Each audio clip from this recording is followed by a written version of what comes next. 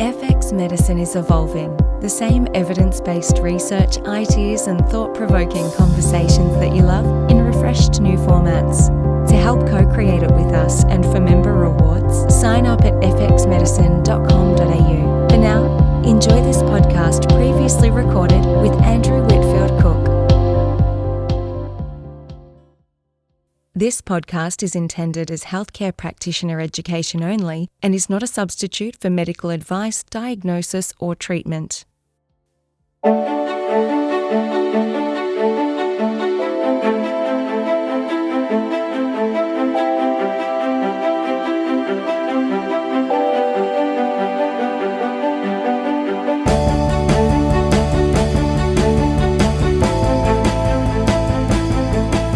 This is FX Medicine.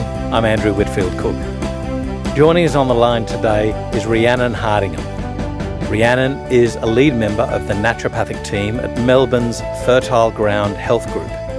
Committed to the successful integration of natural and conventional medicine, Rhiannon works closely with her patients' medical specialists to help them to achieve optimal fertility and best results from assisted reproductive treatments.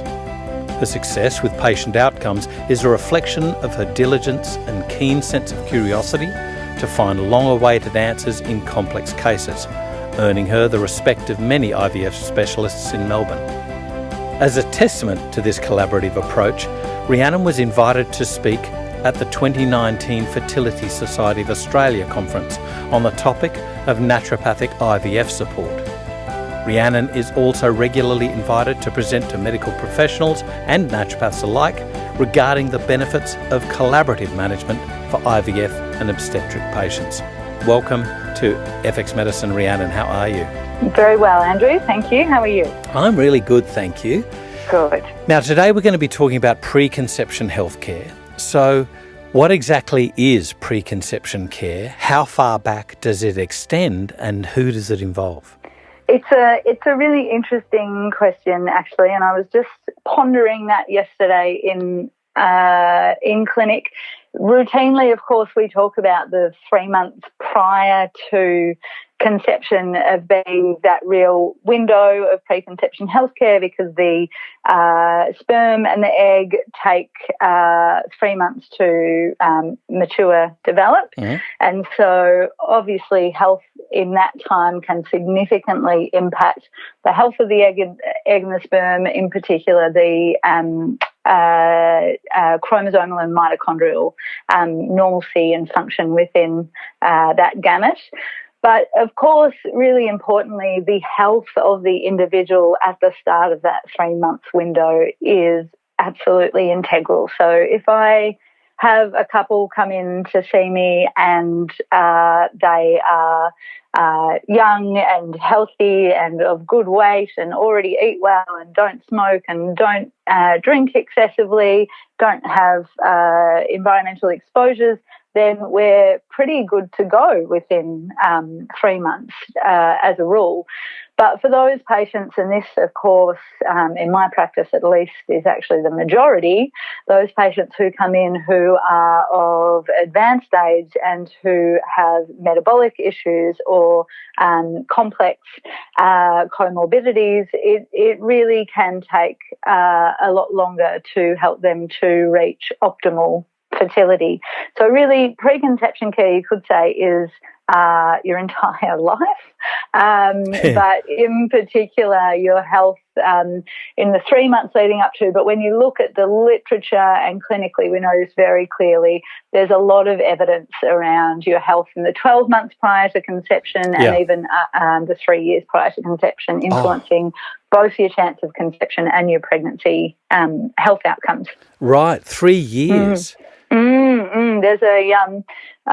There's an interesting graph in one of the research articles that I often reference that has the optimal time at which changes would be made for fertility outcomes, and weight management starts at 3 years out, according to the research. Okay. So, like often we concentrate on the female here. What about the male? What about spermatogenesis and the issues there? Let's say with a tradie partner who might be a painter or somebody who works in the car industry, the mechanics industry with toxins and heavy metals and things like that. Yeah, and of course, similarly, white collar workers who drink or smoke, or a lot of them we see, of course, are significantly overweight, and it is absolutely the case that male factor is relevant in around 50% of cases. It's considered that male factor alone is responsible for about a third of infertility cases, and that combined male and female are relevant in about another 20 or 30%. So it's about half. And of course, spermatogenesis is that roughly 3-month window. I think it's really important to highlight, and I say this all the time to my patients because a lot of men don't accept this, or don't acknowledge this maybe until they are explained to them in some detail. But second to female age, male factor infertility is the most prominent cause of infertility in Australia. So female age being the first, but secondly, if the female is younger, the most likely scenario if a couple is not conceiving is actually that it's him. Okay, so you've just sort of discussed one factor in the reluctant male patient, and that is their the threat of being part of it. Like what sort of strategies do you use, and can you help us with overcoming the issues when presenting the evidence to males and getting them on board with saying, hey, this is you're part of this union, Yeah.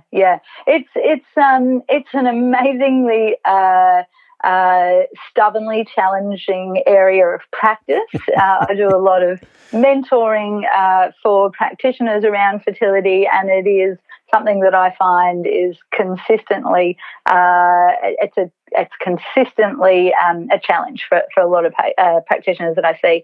And I think that is a unique aspect to working in fertility medicine when it comes to men, and that's that they're often there under duress. Whereas if you're working with them in other areas, whilst they may have been encouraged or even pushed by their partner to turn up, they wouldn't come unless partially they wanted to, or they felt they had to. But a lot of the guys that we see are there with their arms crossed, really stubbornly annoyed that they were even asked to come along in the first place. And it is sadly just not rare for us to see men who have refused to do semen analysis testing, or take any responsibility at all. And very often, of course, when we do finally get them to do those tests, they turn out to be part of the problem. Gotcha. Now, is preconception care also important for those considering IVF at all? Yeah, it is, and probably even reasonable to argue that it's more important for those attempting IVF. When you really look into IVF medicine, you see that it is far from a perfect science. This number is debatable and debated, but there are some estimates in Australia that only 1/3 of individuals or couples seeking IVF walk away with the baby. So the success rate is not overly impressive, unfortunately. And largely the biggest challenge that most couples find, or women doing it on their own find with IVF, is the capacity to produce viable embryos in the first place. And there's very, very little, despite years and years of research, very little that conventional medicine can offer for improving gamete quality, because, of course, we understand it's just a reflection of health and the cellular health. And really it's only those factors that are often largely within the individual's control that can influence that outcome.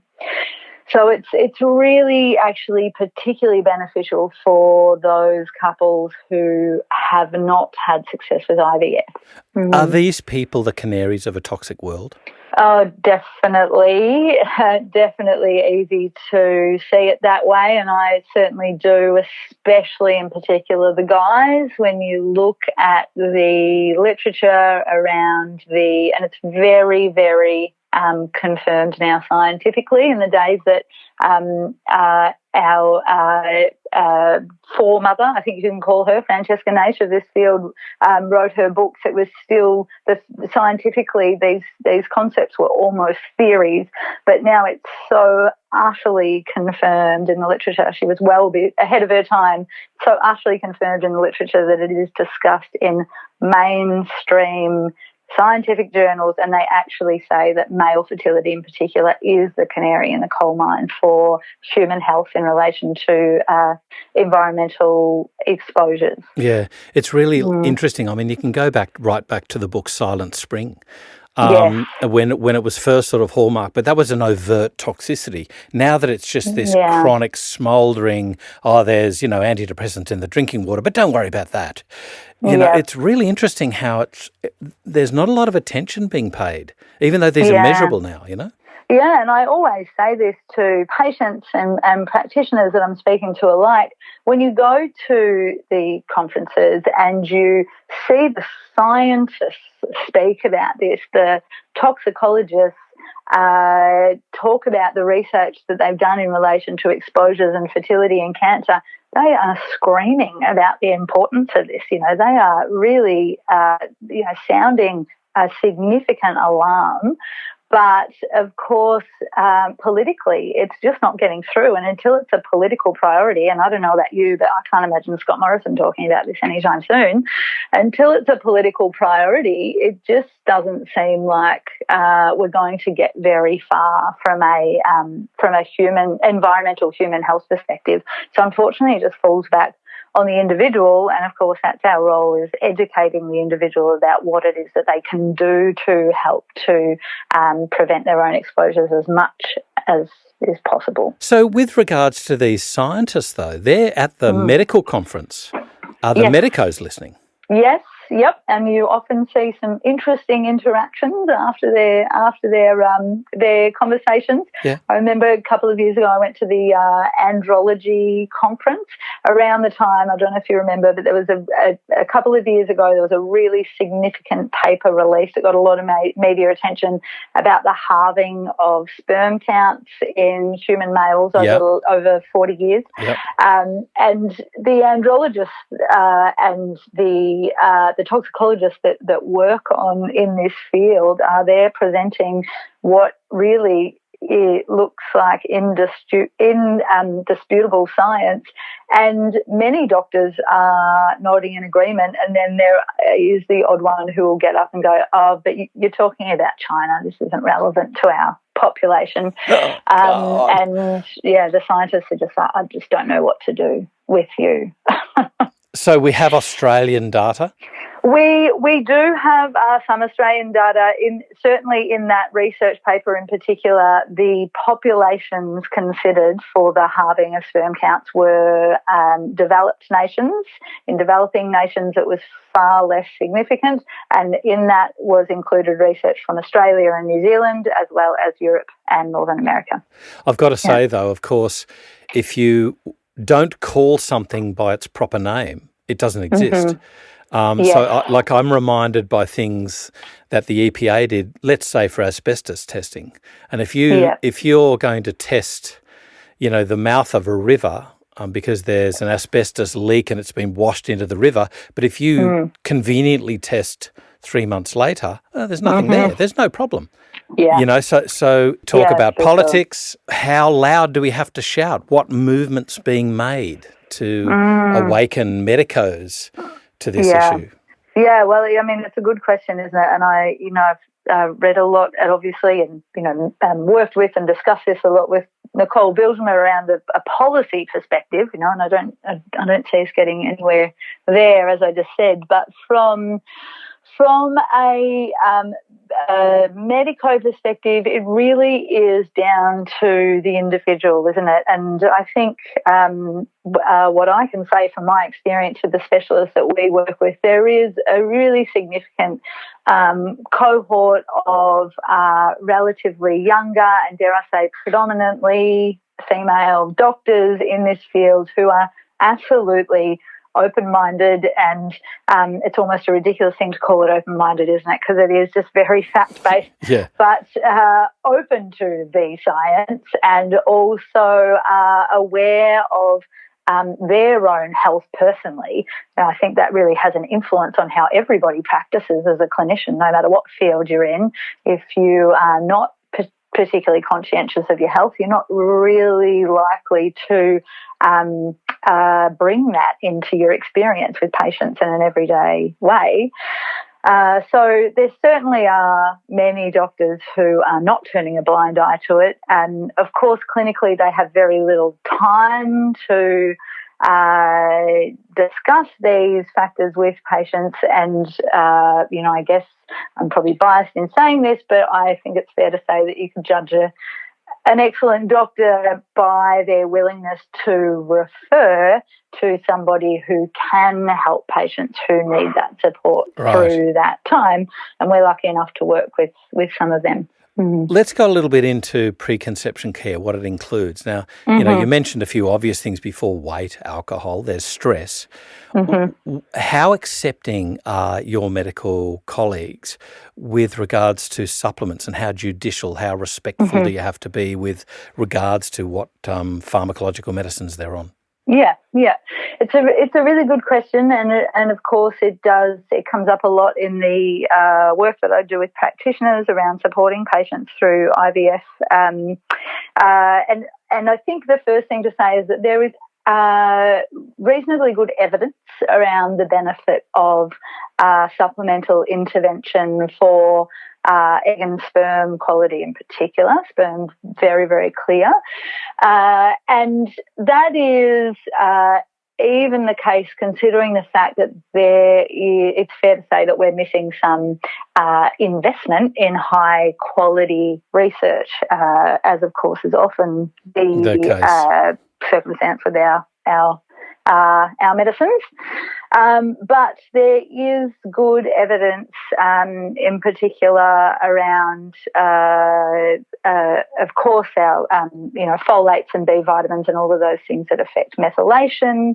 It's really clear that zinc, for example, is an essential nutrient for egg maturation. If you starve poor little rats of zinc and then put them through a stim cycle, they won't achieve any mature eggs for collection. And there's reasonably good evidence around antioxidants such as coenzyme Q10 and melatonin and resveratrol for egg quality. And for men in particular, we know that vitamin C is a primary antioxidant in seminal fluid, and that DHA in particular, omega-3s, but DHA in particular is a really key component of healthy sperm. So there is absolutely enough evidence to convince us and our patients and the doctors that it is effective and definitely worthwhile. There's a lot of controversy in this area, though, because I remember a couple of articles talking about, herbal medicines may hinder IVF treatment. So how aware do we have to be with, I guess, what's useful and safe versus what has, only a tiny bit of evidence or even shaky evidence with regards to its safety? Yeah, absolutely. And that is herbal medicine in particular it's far more potentially complicating for IVF cycles than nutritional medicine can be. So it is really important, and we certainly suggest that practitioners who are not familiar with safe approaches to using herbal medicine with IVF patients refrain from doing so. However, I absolutely believe that for some patient groups, and in particular those patient groups who have a really poor prognosis, so women with what we call premature ovarian insufficiency, which maybe in the bad old days just would have been called premature menopause, or genuinely menopausal women who have really poor ovarian response on IVF stimulation and overall have a really poor prognosis with IVF. There is good research to show us that herbal medicine can improve their outcomes, and clinically we have a lot of experience with working with those patients. I have one doctor I work with in Melbourne refers countless premature ovarian patients because she knows very clearly that it is really difficult to manage these patients from a medical perspective. But you know, I really think that I have quite a few patients that wouldn't have their babies if it wasn't for the benefit of herbal medicine preparing them for IVF. And so I think it's really sad to dismiss that entirely, but you absolutely have to know what you're doing, when it's indicated, and most importantly, when it isn't safe. Yeah, and I was going to ask also, when do you use herbal medicines? Do you tend to have a period where they're not undergoing active treatment, where you might say address, issues like, smouldering stress? Do I say that word? Ongoing stressful issues that might be hindering their IVF purely on its own. Yeah, absolutely, and that is prior to any IVF cycle, most patients won't be taking any medication. Occasionally, they might be taking a DHEA or using a testosterone cream, and occasionally they'll be on the pill. But overwhelmingly, they won't be on any hormonal medication between cycles. And of course, you're free then to do everything that you want to do from a nervous system and adrenal perspective. Often you are safe to continue non-hormonal herbs during the stim cycle, but we, of course, always only ever do that with full acknowledgement and support of the specialist, only with clear consent from the patient, but most importantly, only when we are 100% sure that it's safe. Some of the doctors that I work with literally refer for herbal medicine, so they will refer and say, "Can you please use herbs with this patient?" And they want them on herbs during the stim cycle, but it is very specific when that is required and indicated. So obviously they've got the knowledge. This doctor or these doctors that refer, they're actually quite comfortable with these specific herbal medicines, so they've got to have some knowledge about them.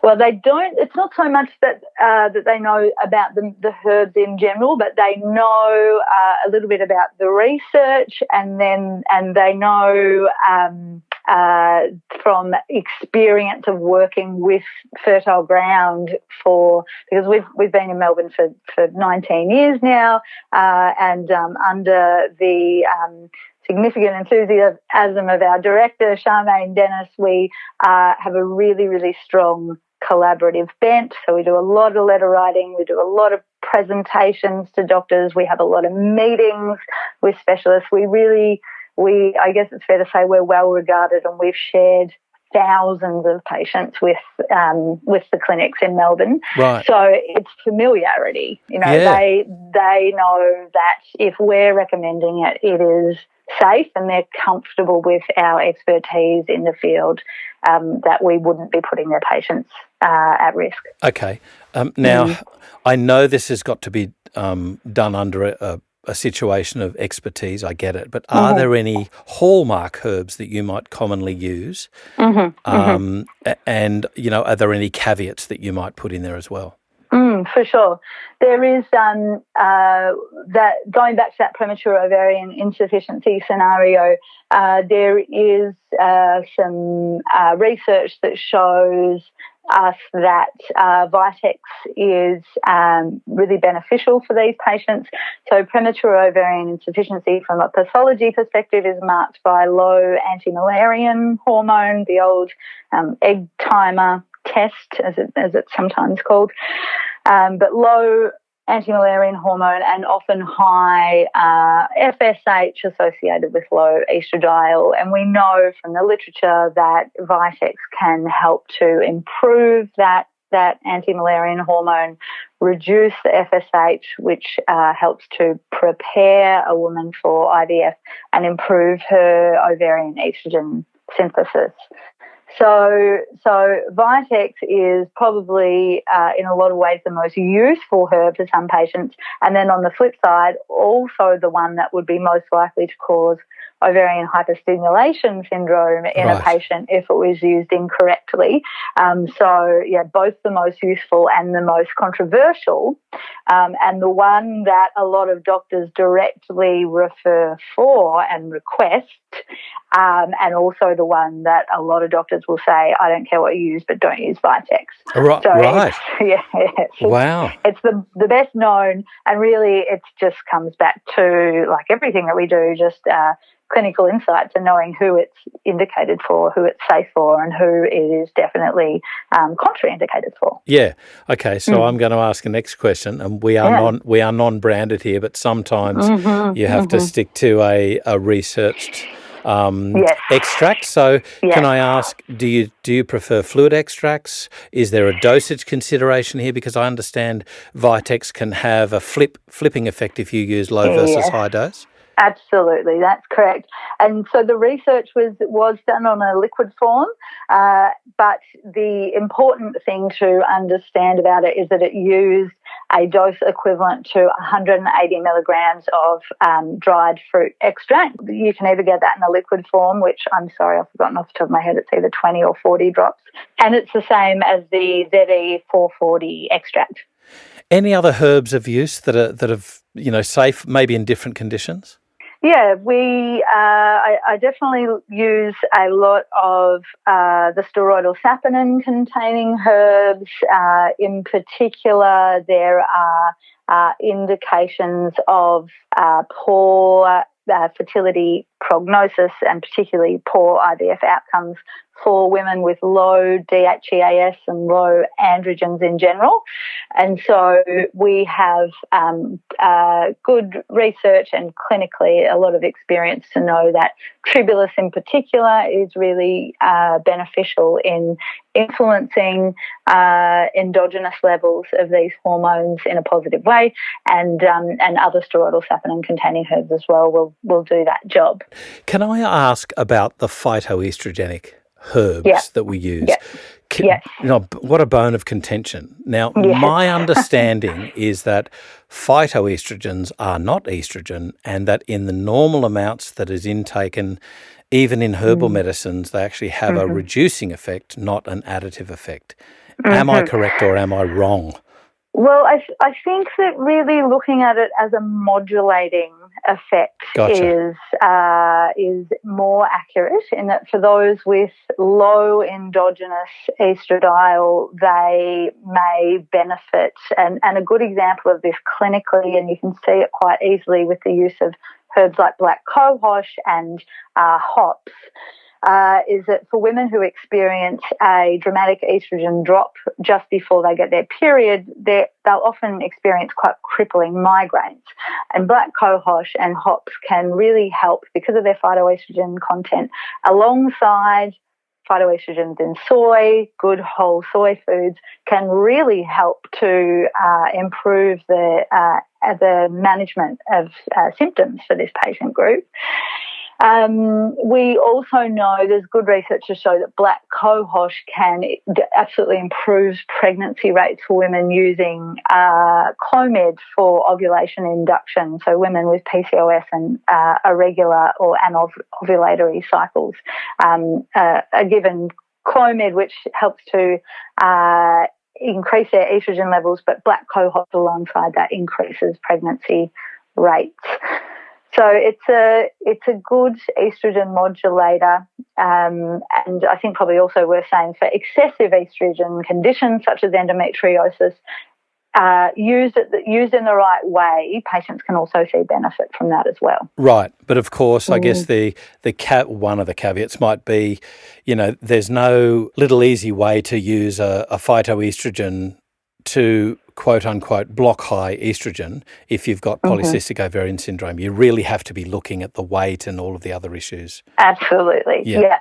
And of course, even for women with high estrogen with PCOS, it's really prone to major fluctuations. Gotcha. And of course, the underlying mechanism underneath these hormone fluctuations is predominantly metabolic. Can I circle back to a few of the supplements that you mentioned? Any dosage considerations there? Like CoQ10, I have a dose of 100 milligrams. Do you go higher, or is that around the dose that you use?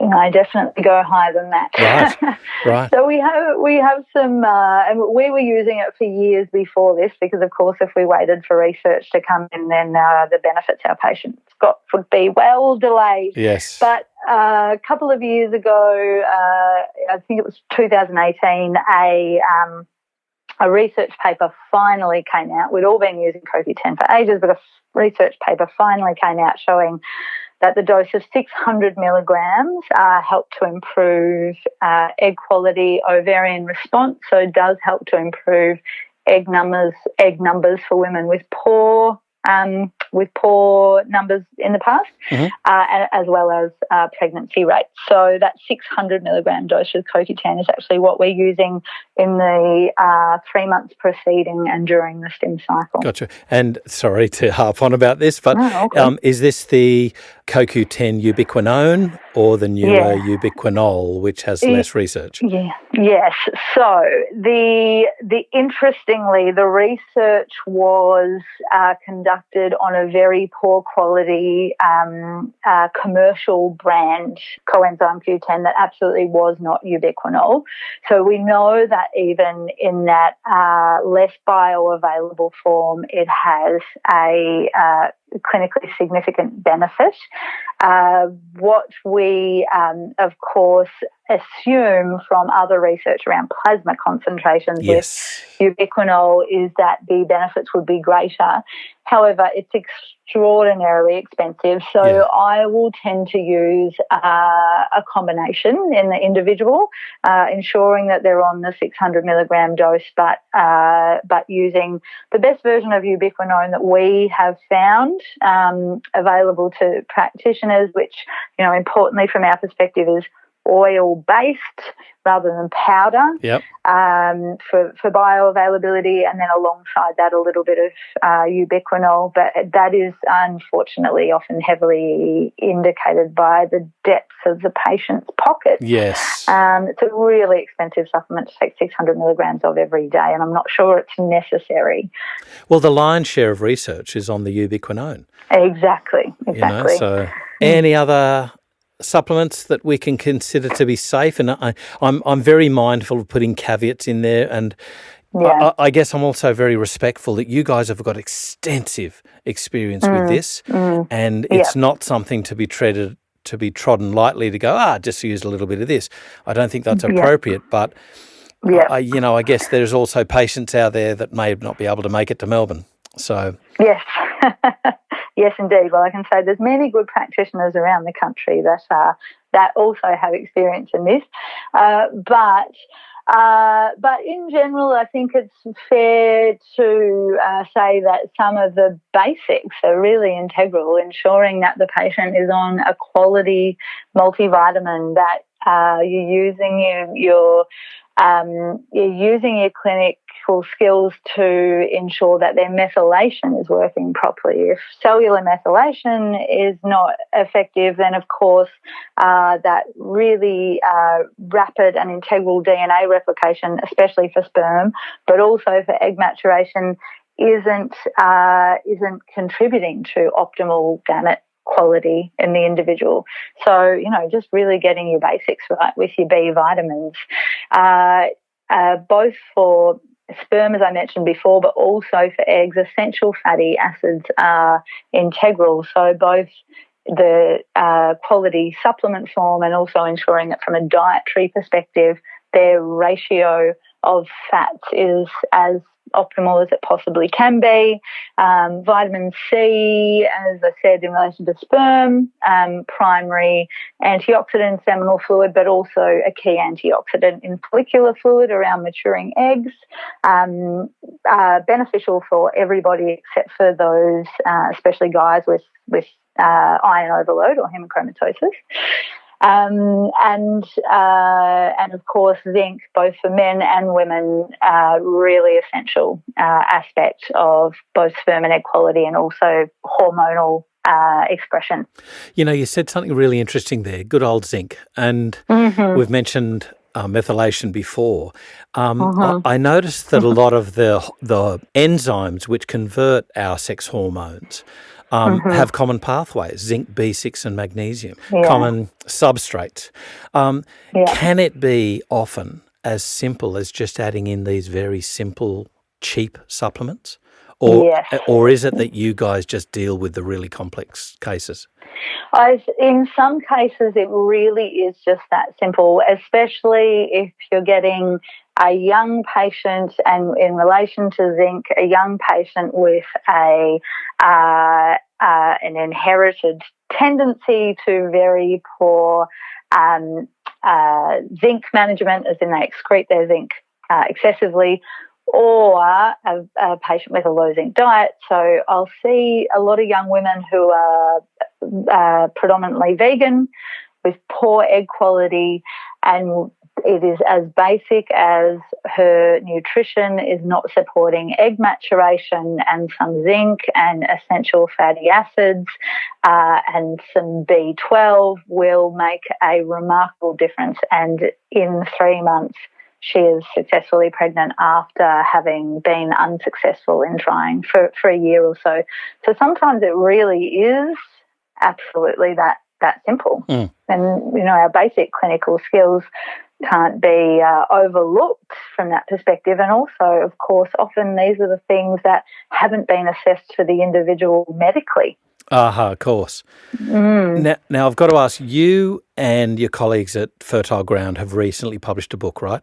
Yes, indeed, we have. Can you take us through this, please? Because I think this is going to be really interesting for so many practitioners out there.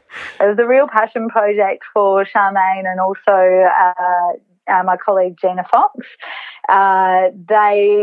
We worked on this book for a good 6 or 7 years, and to be honest, if it was up to me, it probably would have got dropped by the wayside after 2 years. But if it wasn't for their drive and passion, we wouldn't have gotten here. But it is a preconception care book, so of course Francesca Naish's excellent resource has served us all so well and is still very relevant, but we thought that it was time for a bit of a clinical and scientific update on that, because as I said, there's so much research that's come out. We have 200 literature references in the book itself, so it's very, very evidence-based as well as clinically relevant and informative and practical.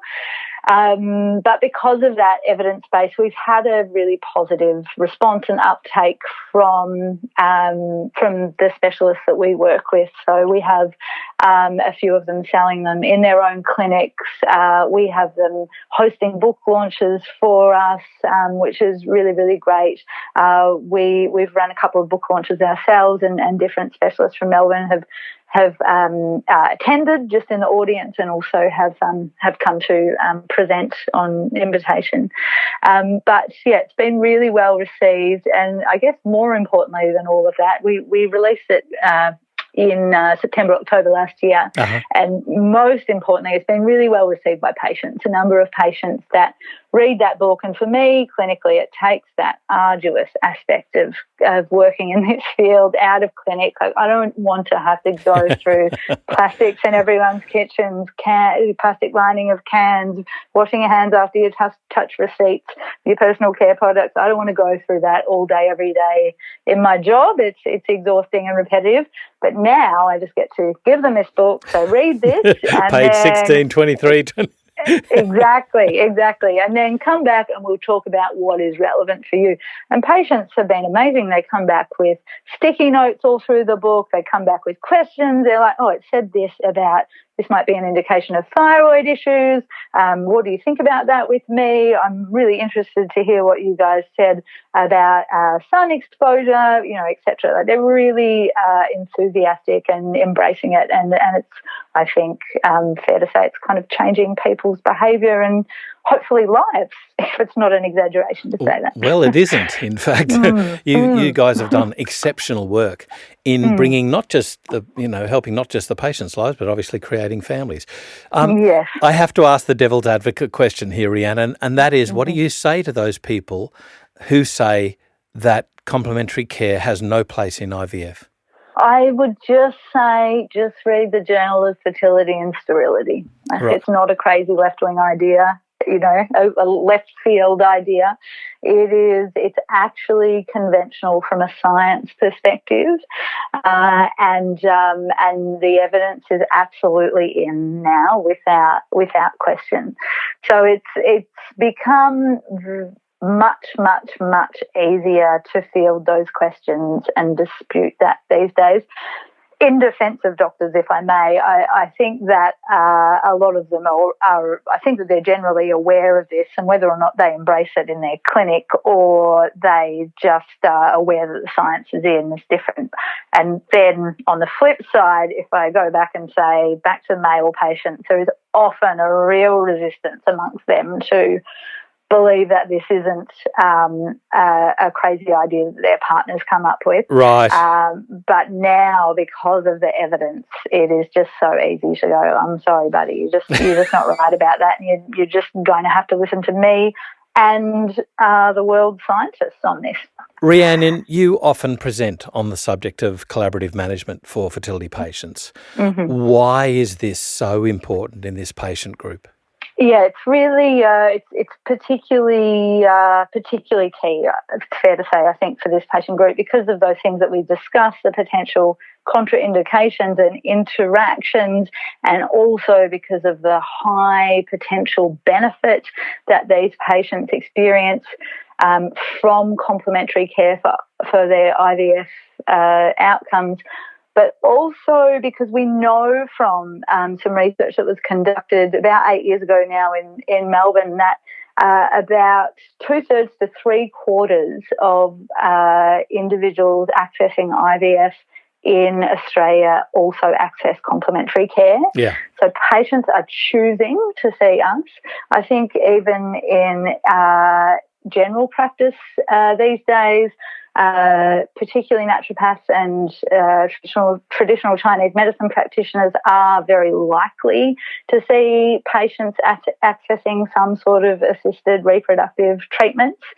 And it's really important for our recognition as a profession and our professional recognition as a profession that we are communicating this with our patient specialists so that they understand that we are competent and coherent, I guess, in this field, and that we are of genuine value. A good way to emphasise, a good opportunity to emphasise your usefulness to a doctor is when you're working with a patient with metabolic issues or weight issues. They are often the bane of the doctor's life because they really don't have any answers for improving this patient's outcomes, even though it's clear that the weight is an issue.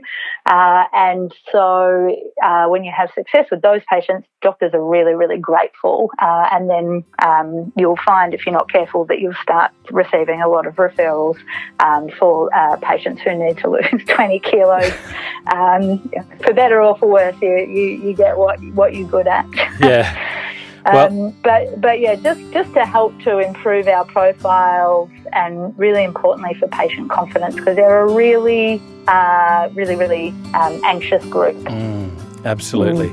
Well, Rhiannon Hardingham, I've got to say the testimony of your genuine value and your group at Fertile Ground is because you have indeed helped thousands of couples to have families. And so working, as you say, in a collaborative environment, thankfully in a collaborative environment, these patients are getting the pinnacle of both medical and complementary care. And you're doing brilliant work in helping people, not just with creating families, but actually, helping their general health along the way. So thank you for joining us on FX Medicine. You've done exceptional work. Great. Thank you so much, Andrew. It's been a real pleasure. This is FX Medicine. I'm Andrew Whitfield Cook. Thanks for listening. To make sure you never miss an episode, subscribe to us on YouTube, Apple Podcasts, Google Podcasts, or Spotify. You can also let us know what further topics you'd like us to cover by contacting us through our website, fxmedicine.com.au, or by connecting with us on Facebook or Instagram.